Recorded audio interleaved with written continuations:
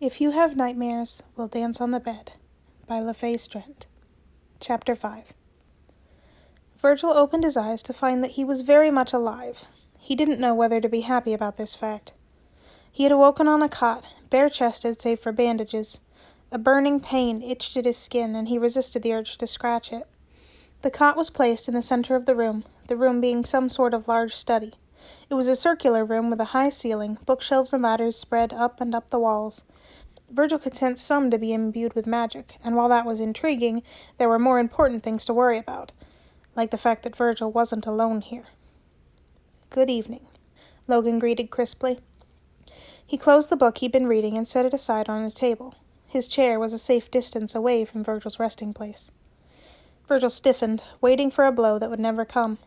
If Logan's plan was to kill him, he'd already be dead. So what was this about? He leaned up a bit and forced his features not to twist at the ache it elicited in his wounds. The floor around the bed had been drawn on. The lines formed some sort of circle with intricate detailing. The markings emitted the faintest of glows. "What's the spell for?" Virgil asked, already knowing where this was going and not liking it one bit. "To keep you restrained safely," Logan answered. "I wouldn't advise moving too far from the bed." Virgil didn't have any plans to move for the moment. His morbid curiosity had its limits, and he was far too tired to test it. His head thumped back against the pillow. They might as well have used iron chains on him. "So I'm your prisoner now," Virgil surmised. Logan adjusted his glasses. "That would be a fair assessment, although I am not comfortable with the situation either, believe me." "Try being the one in here," Virgil huffed. He scrubbed at his face in weary resignation. At least this beat being dead. "Apologies. However, this situation is temporary," Logan said. Virgil didn't know whether the sentiment was genuine, but he knew he definitely didn't want to hear what Logan's ideal alternative would be. "So what is it you want from me? Information? Maybe use my parts for one of your spells?" Logan's nose wrinkled in distaste. "I have no intention to disassemble you. Information would indeed be appreciated. However, this is not the reason you are here, as you might be wondering." Virgil raised an eyebrow at him. Logan shifted uncomfortably in his seat, having a hard time keeping eye contact with Lefay. "I cannot deny that you were instrumental in the preservation of the prince's life." "You mean how I saved Thomas from dying a few times?" "Yes," Logan responded with a glower. "You have the gratitude of all of Selbion. Be that as it may, you are still an enemy to our kingdom. I have no inkling of your intentions, and I cannot let someone of your capabilities wander free and unsupervised. For now, this is the most practical solution." "It's times like these I wish I could use sarcasm," Virgil muttered. Oh, how he envied humans and the ease of their speech.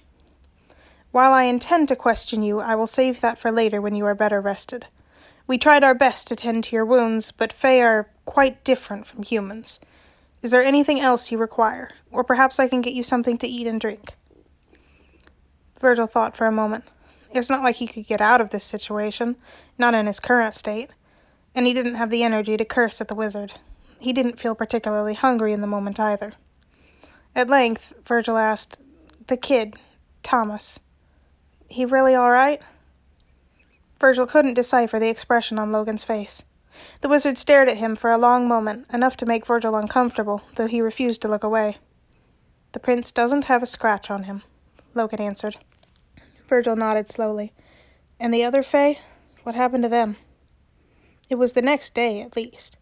With Logan sitting here calmly and no other ruckus to be heard, Virgil assumed that the threat had passed and the things had settled down.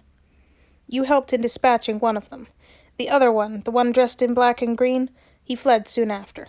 There were sightings of other potential Fae around the castle, but after the death of that one, the rest must have disappeared. The castle is on high alert in case any have hidden or any attempt to return." "Good. That's good," Virgil breathed out, closing his eyes. "Just be careful. One of them, the guy goes by Deceit. He can cast illusions and pretend to be other people. The prince's cousin has informed me as such. We've been wary of everyone who resides or works in the castle. Deceit hasn't been seen." Virgil opened his eyes. He blinked languidly at the ceiling. Instead of a roof, there was a glass dome. It was rather pretty. "They'll try again," Virgil warned him. "Fae don't like being denied." "Then they'll just have to get used to disappointment." Virgil snorted. The next time Virgil awoke, it was night. He blinked his eyes slowly, unhurried when knowing that he'd be awakening to the same fate as when he fell asleep before. All he could do for now was rest, recover his strength, perhaps get more information on the spell Logan used to hold Virgil captive, and then test his limits once he'd healed enough.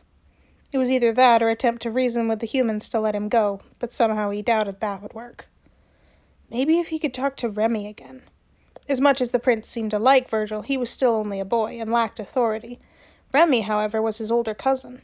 Virgil didn't understand human politics that well, but surely the cousin held some power.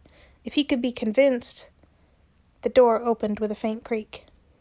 Ah, so that's what had woken Virgil up. He must have heard the footsteps approaching. Virgil feigned sleep and listened to the door close once more. Footsteps shuffled forward. From the sounds of them, they were too heavy to be someone small. An adult, one with a bad or injured leg. If this was Logan returning to the study, something bad had befallen the castle, surely. But this presence felt distinctly different from the wizard. Virgil breathed in, soft and deep, and tasted the hints of magic there. They didn't feel like a fae, either. Remy, maybe? Or a different human Virgil hadn't encountered. It could have been a disgruntled, injured soldier upset at Logan for keeping a fae within the castle after their comrades had been slaughtered by his kind. Virgil's muscles coiled as the footsteps came closer. Should he give up the element of surprise and open his eyes? Would it do any good to see the attack coming if he could barely dodge it? The footsteps stopped at the circle's perimeter. They could be readying a sword or... "Hey, wake up!" A rich baritone voice ordered loudly. Virgil frowned as he opened his eyes. "Your bedside manner could use some work." "My apologies. It's never been in my nature to be nice to monsters," the man said. "I'm more used to slaying them." If Virgil's already pale skin could go any whiter, it would be at seeing who loomed outside of his prison cell. Roman, Selbion's most famed warrior. Even the Fae were wary of this one. Despite the man being covered in bruises and bandages himself, he cut an imposing figure with the broadsword he carried casually at his side.